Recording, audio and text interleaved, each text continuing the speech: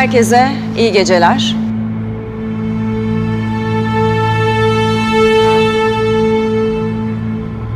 Bir yeni zarf da benden geliyor. Suzan ne yapıyorsun?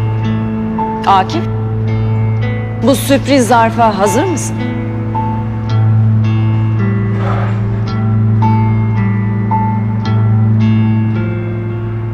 Hepiniz hatırlarsınız ki Ömer'in annesi olduğumu yine böyle güzel bir organizasyonda sevgili Akif Atakul açıklamıştı.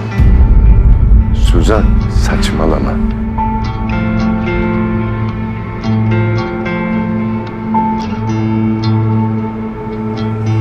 Bu sefer ben de aynı inceliği kendisine göstermek istedim. O yüzden buradayım.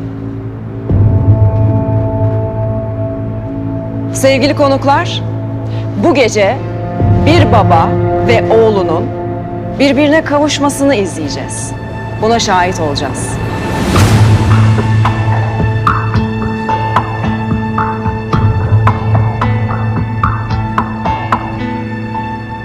Suzan kes sesini.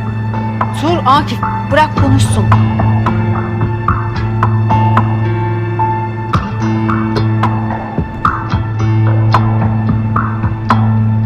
Elimdeki DNA raporuna göre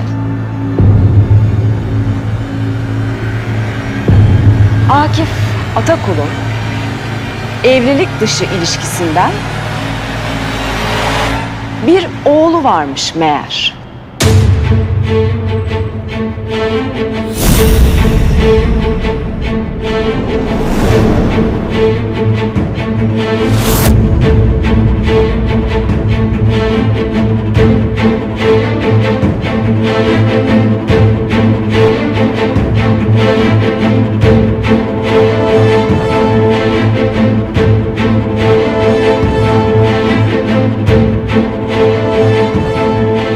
Kaan'cığım, babana sarılabilirsin oğlum.